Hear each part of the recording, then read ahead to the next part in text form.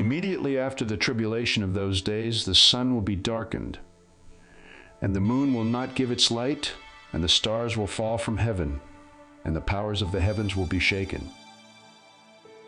These passages correspond with the following from Mark, chapter 13.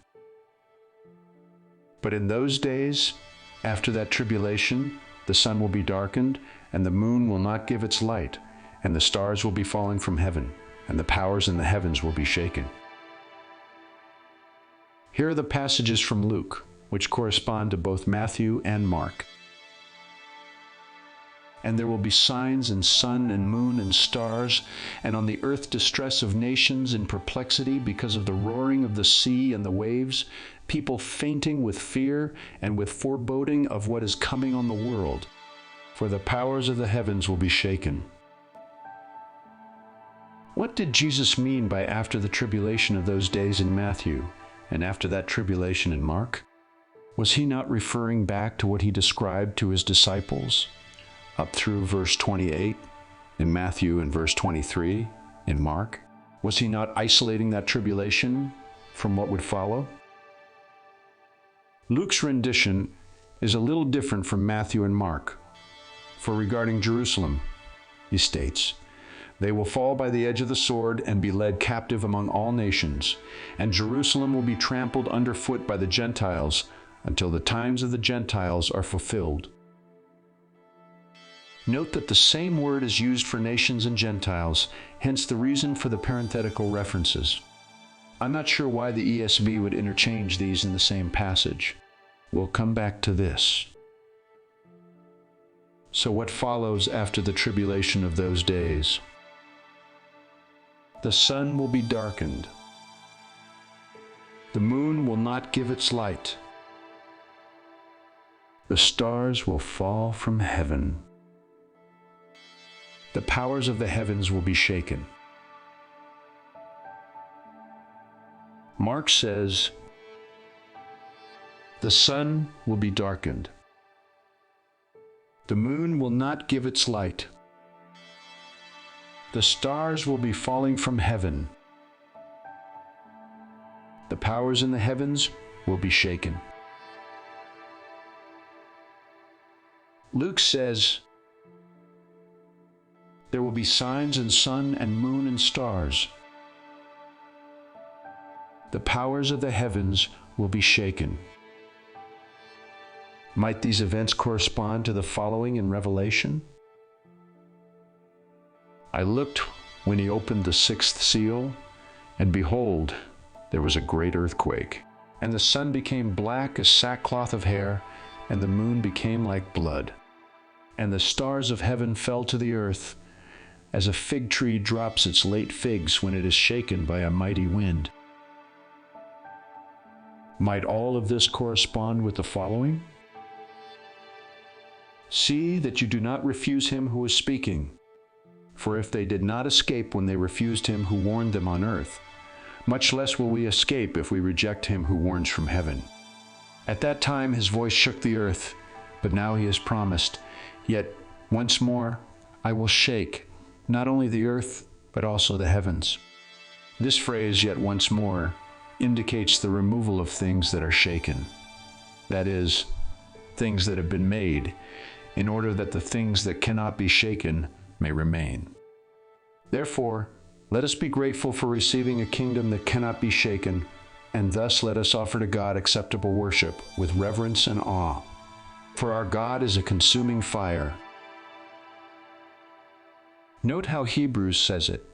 At that time his voice shook the earth, but now he has promised, yet once more I will shake not only the earth, but also the heavens.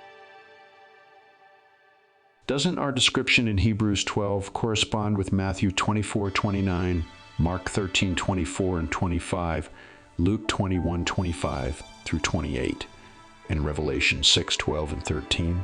It does. Once more, suggesting just one more time. When would this begin? After that tribulation, the one the Jews endured. Might this explain why the 144,000 are seen from each of the 12 tribes, but then followed by those who go through great tribulation, that is, the Gentiles or nations. Doesn't this correlate with Luke 21:24? Didn't Jesus tell the Samaritan woman that salvation is from the Jews? But then, wasn't this salvation extended to the rest of the world? So, we now have an answer to the idea of great tribulation. Inasmuch as the Jews suffered theirs shortly after the Lord's death and resurrection, so now the entire world is under a shaking, one which not only affects the earth, but the heavens as well. In other words, the seen and the unseen, the visible and the invisible. Note that when the sixth seal is opened, there was a great earthquake. And the result?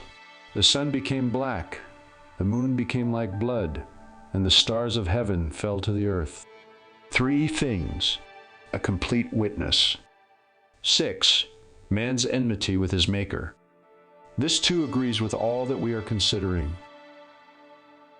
What made the great tribulation of the Jews unique from the current tribulation we are in was the fact that the world went from the age of law to the age of grace. Regarding our yet once more, now it is all nations, and it will bring us from this age into a new age. This seems to be what Jesus meant by the times of the Gentiles or nations. So what do we need to consider first? The sun is darkened, the moon does not give its light, and the stars fall. Is this literal? I don't believe so. For immediately following these 3 descriptions, we're told the powers of the heavens will be shaken. What are these powers of the heavens? The sun, which speaks of the glory of the greater light of the new covenant. The moon, which speaks of the glory of the lesser light of the old covenant, without which the new covenant would not exist. And the stars. These deserve a little more explanation. First, they are the 7 angels or spirits of God in Revelation. Secondly, they are described in Isaiah 11, verses 1 through 4. They are not spirits at all, but the 7-fold characteristics of the one Spirit of the Lord, which rested on Christ and came on the disciples in the upper room. These characteristics begin with wisdom.